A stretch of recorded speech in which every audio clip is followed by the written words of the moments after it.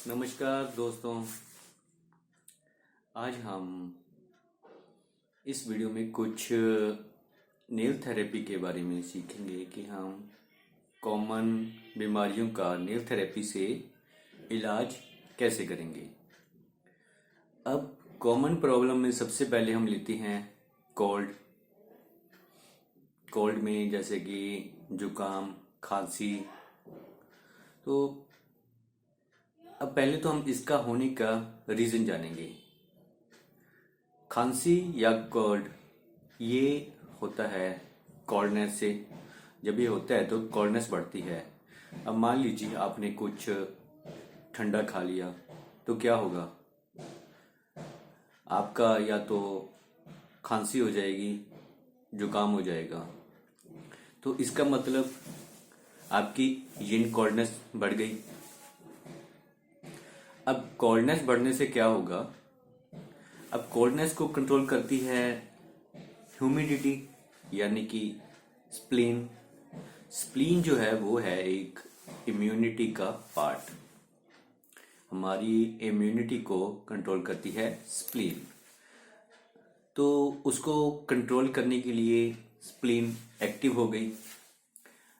अब हमारी बॉडी में दो टाइप के फ्लूइड्स होते हैं, थिक फ्लूइड्स और लाइट फ्लूइड्स, जैसे कि यूरिन, टीयर्स। तो ये हैं थिन फ्लूइड्स या लाइट फ्लूइड्स। तो इनको कंट्रोल करती है किडनी। और जो थिक फ्लूइड्स हैं जैसे कि स्पटम, जो कि कफ के समय, खांसी के समय हमारे लंग से बाहर आता है, तो उसको कंट्रोल करती है स्प्लीन। तो स्प्लीन एक्टिव होने से वो स्पुटम को बनाना स्टार्ट कर देती है, जिसकी वजह से हमें कफिंग होती है। अब स्पुटम बनेगा। स्पुटम क्यों बनता है, ताकि जो ठंडी हवा या ठंडक हमारे शरीर में गई है वो हमारे लंग्स में एंटर ना करे। तो उसको रोकने के लिए वहाँ पर स्पुटम बनता है, ताकि वो हवा या कोई वायरस उसमें है तो वो हमारे लंग्स में एंटर ना कर सके और उसी के साथ वहाँ पे रह जाए।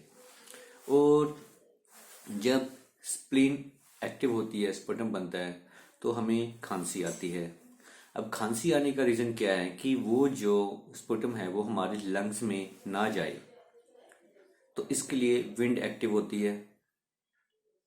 अगर वो हमारे लंग्स में जाएगा तो लंग्स को नुकसान करेगा। तो इसलिए कफिंग होती है, ताकि वो बाहर आता रहे। हम खांसी करते हैं। तो इस टाइप से अगर इसका मेन रीज़न देखा जाए तो वो है कोल्डनेस। तो सबसे पहले तो हम कोल्डनेस को कम करेंगे, यानी कि लंग्स की कोल्डनेस को कम करेंगे, किडनी की कोल्डनेस को कम करेंगे। लंग्स की कोल्डनेस को कम करने के लिए हम लंग्स के नेल पर ऑरेंज कलर लगाएंगे और किडनी के नेल पर ऑरेंज कलर लगाएंगे। और इसी के साथ हम स्प्लीन जो कि एक्टिव हुई है खांसी को ठीक करने के लिए, उसको भी सीडेट करेंगे और उस पर ग्रीन कलर करेंगे। तो इस टाइप से हम खांसी या जुकाम का ट्रीटमेंट करेंगे। अब फीवर एक इन्फ्लोमेटरी डिसीज़ है। जब हमारी बॉडी में कोई भी बीमारी एंटर करती है या कोरोना से रिलेटेड कोई भी वायरस एंटर करता है, तो बॉडी को प्रोटेक्ट करने के लिए फीवर होता है। अगर 102 तक फीवर होता है तो कोई हमें उसका 2-3 दिन तक ट्रीटमेंट नहीं करना चाहिए। ये 3 दिन बाद खुद ब खुद ठीक कम होना शुरू हो जाता है, क्योंकि ये बॉडी का टेम्परेचर बढ़ाकर वायरस को मारने के लिए बढ़ता है। तो अगर वो बॉडी का टेम्परेचर बढ़ेगा तो तभी वायरस हमारी बॉडी में मरेगा।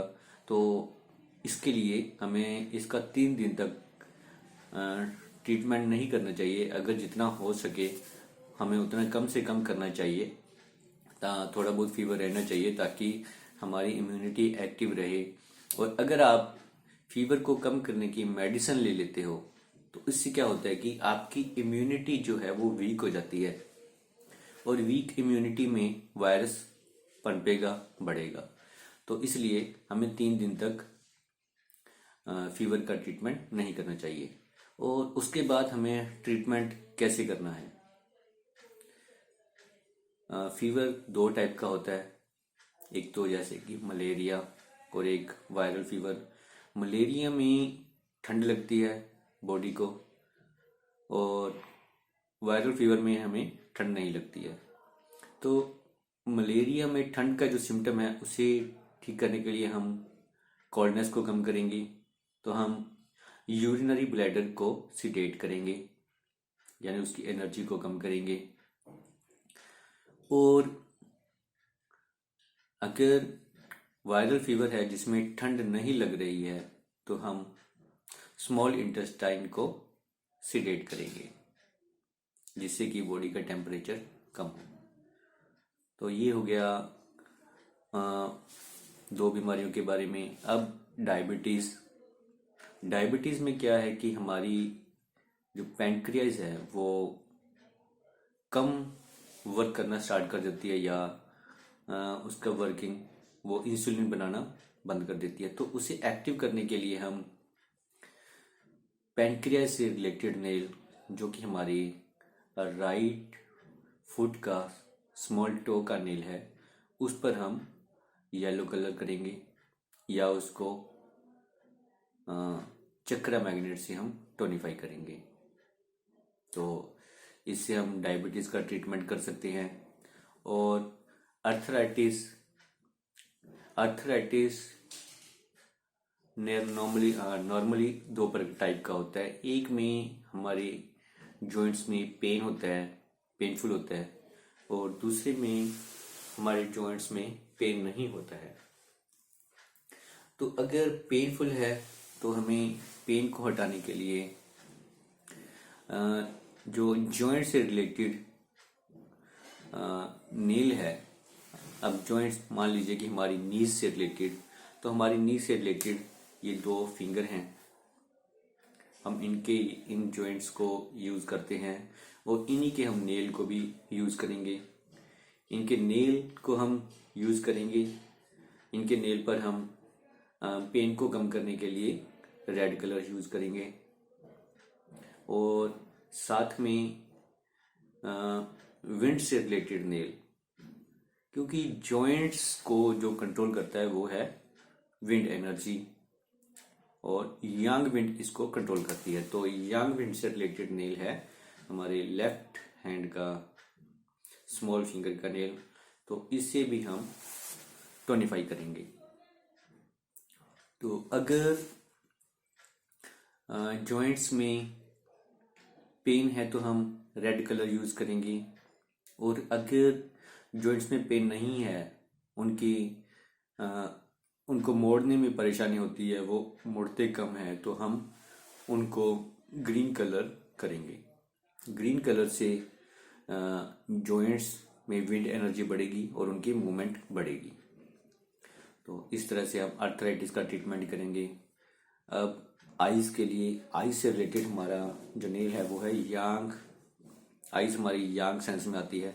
तो हमारे हाथ का जो मिडिल फिंगर का नेल है, हमारे लेफ्ट हैंड का मिडिल फिंगर का नेल, ये आइज़, नोज और ईयर से रिलेटेड है। तो इनसे रिलेटेड प्रॉब्लम को हम इस पर ट्रीट करेंगे।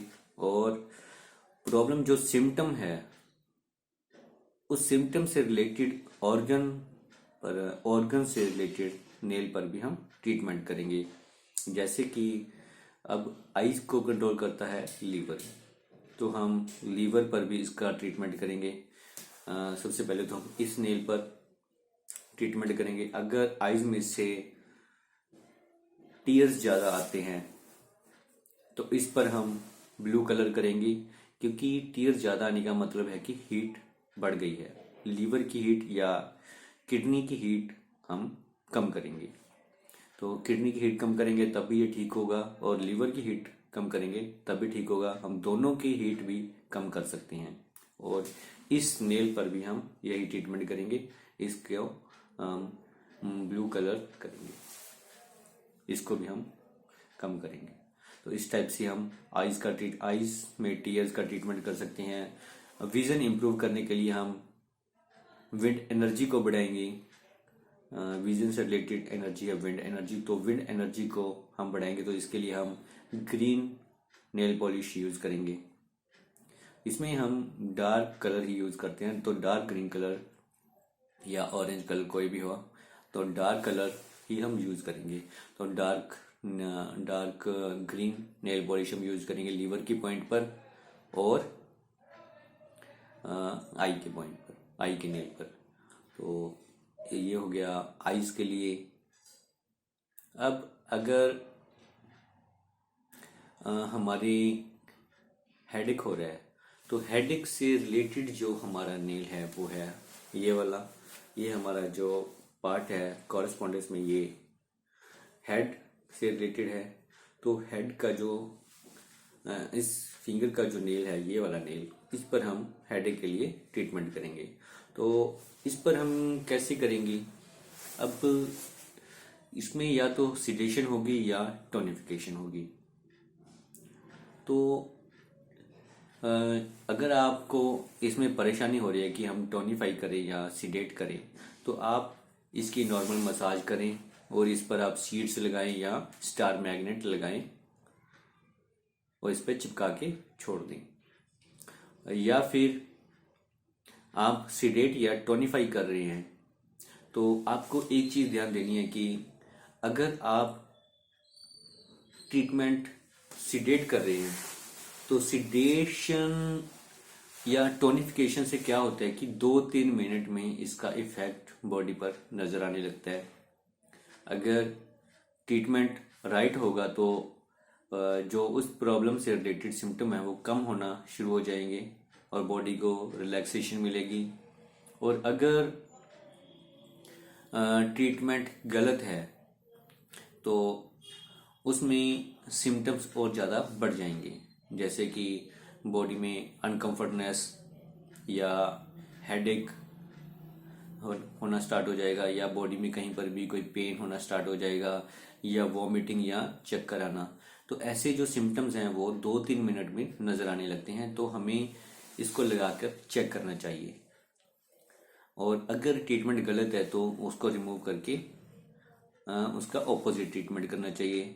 अब मान लीजिए कि मैंने इस नेल को टोनिफाई किया, अब मेरे स्पाइनल कॉर्ड में प्रॉब्लम है, स्पाइनल कॉर्ड में मेरे पेन हो रहा है, तो मैंने इस स्पाइनल कॉर्ड से रिलेटेड नेल पर ट्रीटमेंट किया। मैंने इसको टोनिफाई कर दिया ऑरेंज कलर से या स्टार मैग्नेट चक्रा मैग्नेट से इसको टोनिफाई किया।